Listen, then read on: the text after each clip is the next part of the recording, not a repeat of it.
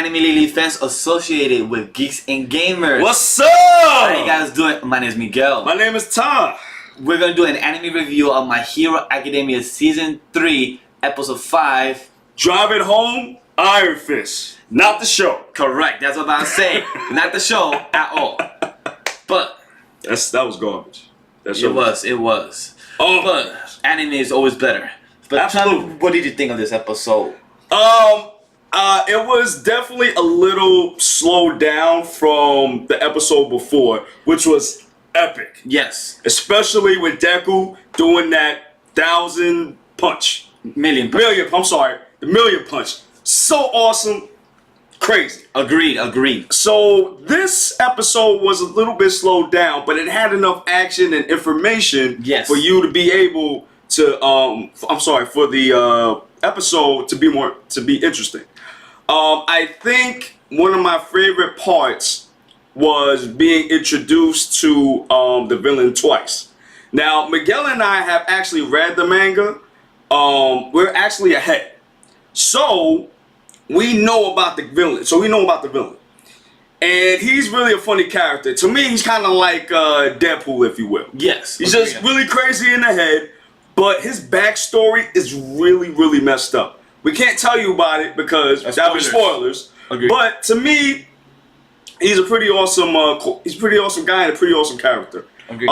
That's kind of my thoughts about it so far. But Miguel, what about you? What did you think? I agree with twice, right? Twice, right. I agree with what my co-host Ty mentioned, that twice his character during the episode, it was his personality that had a nice balance with Dabi. Because Dabi, he was a cool and a mellow guy. Said, damn, I'm that weak against a pro. But then twice said, come on man, don't worry, we got this, no worries. And he's just trying to hype it up, saying, don't worry, it's all cool.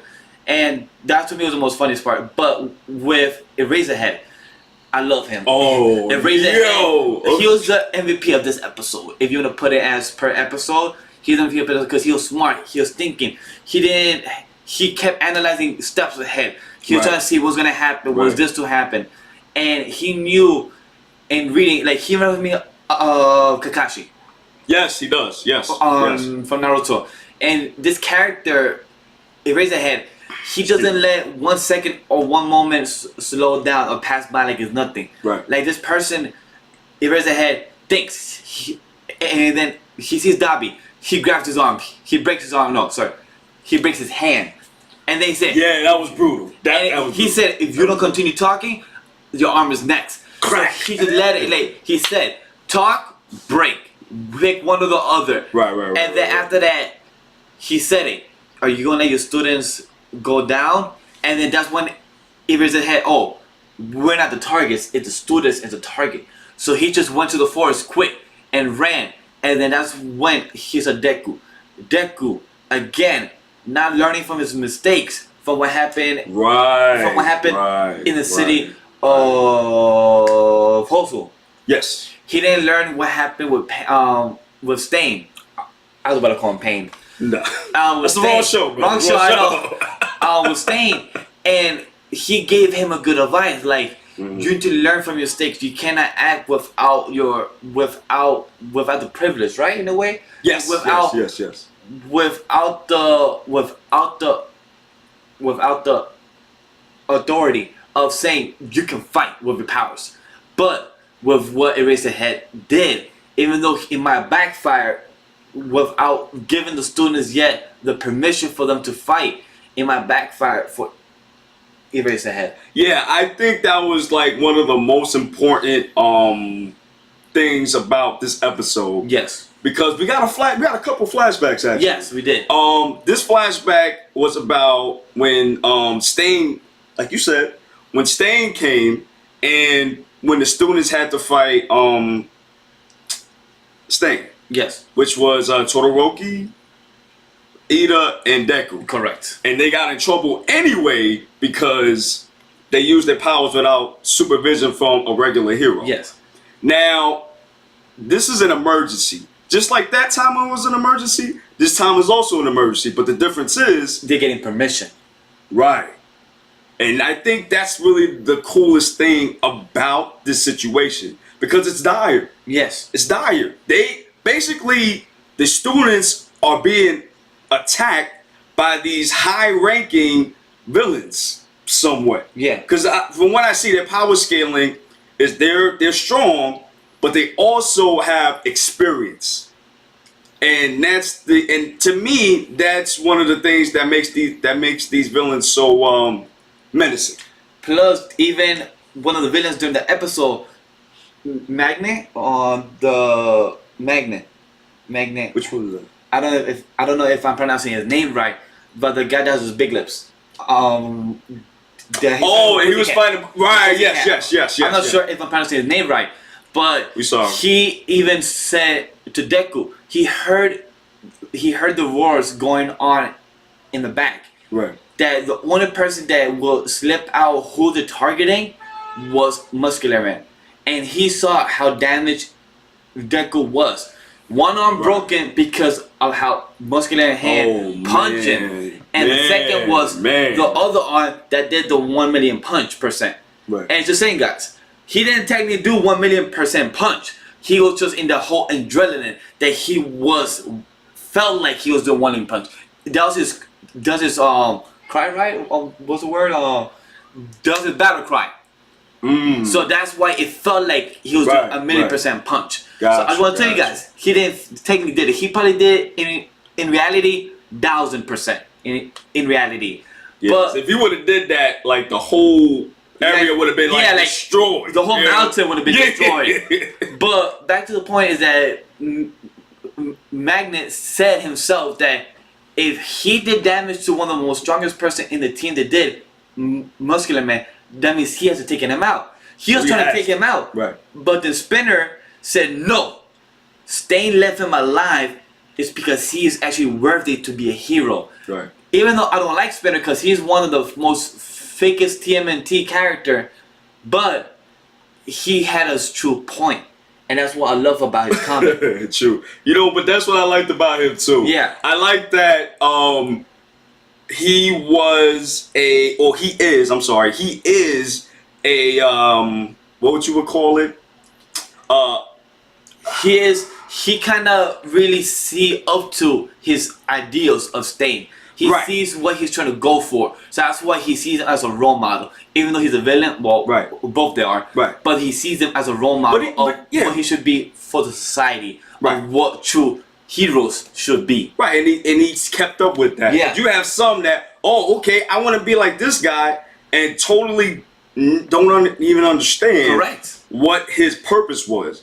And we saw what his purpose was. That's why he let Deku alive. Yes. And unharmed because he sees that this is a true hero. And that's why he said, Stain, I see why you kept him alive. Yeah. This is why you kept him alive because this is the only person that you see worthy as a true hero. So I thought that was like very good from a narrative standpoint. It just as a character period. So I thought that part was pretty good.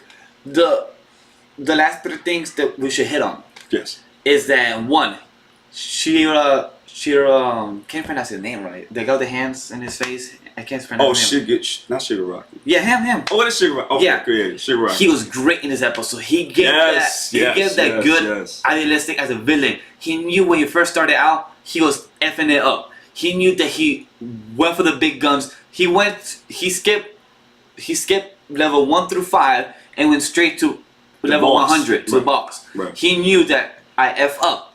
I should first think smart, go through level 1, through level 5, through level 10 first. Battle, see how I go, and that's what he said in this episode. He knew he has to learn how to strategize.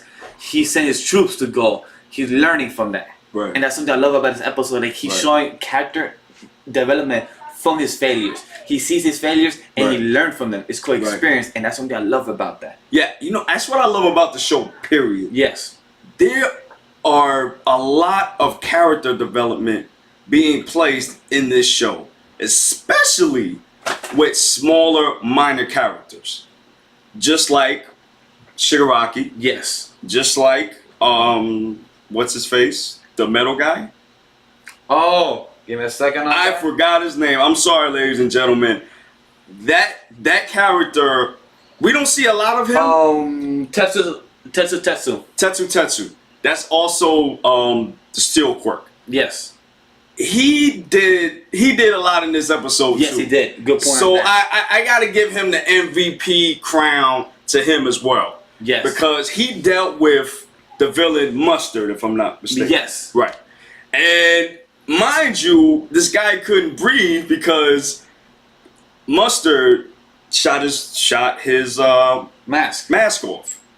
And he had to keep holding his breath while he's being shot by Mustard.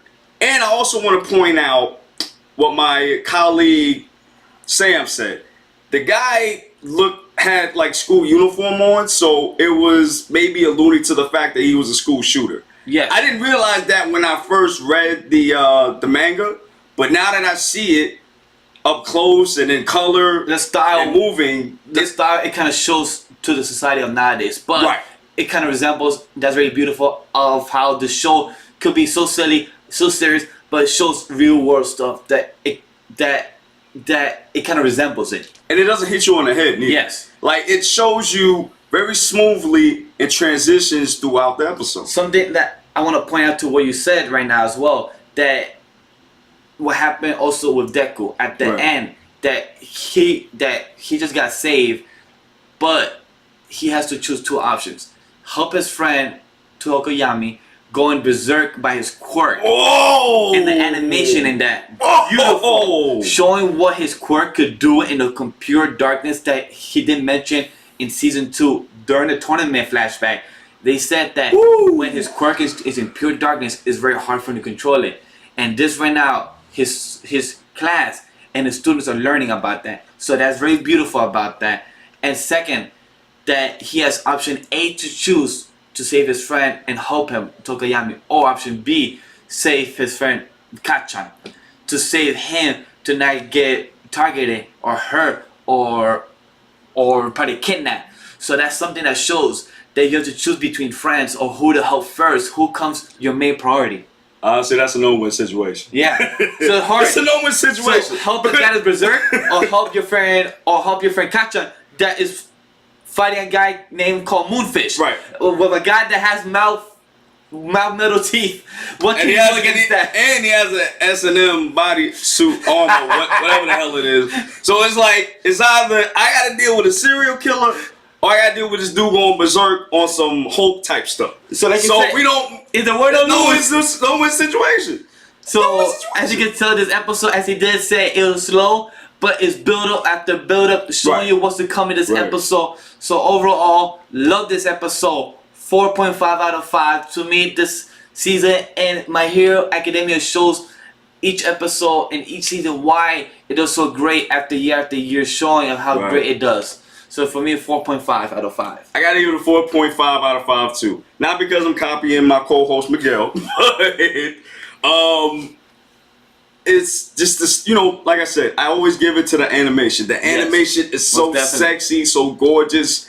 You can actually see Deku's arms so messed up. Broken. Like this dude, there's a part where he's taking Koda behind his back and he's jumping, and you can see his arm just flat. Dangling. I'm like, dude, what are you doing, man? What are you doing? You can't move. I mean, you can move. You can't hit nobody. You can only kick people. That's it. And it's like, but we see Deku sacrificing his body just to be that hero that All Might is. Correct. And there will be a price to pay for that. Yes. So with my score, again, a little bit slow, but very good episode. 4.5 out of 5. Same as here. So lastly, and however guys, that's it for this video. And don't forget to follow us on Twitter at AnimeLadyGNG. And please join us on our official Facebook fan Anime Lately page, where we talk about Naruto, Trigun, the One old Piece, and the new, everything in between. And also guys, don't forget to like, comment, and subscribe down below. And also turn the bell notification for the videos, for the channel, so you can find out when we post our videos And also, we have a Patreon page of Geeks and Gamers. Anything helps, we'll greatly appreciate it. And please check out our Geeks and Gamers radio podcast on iTunes and Podbean, where you can get our latest Anime Lately video episodes. Talk to you guys later.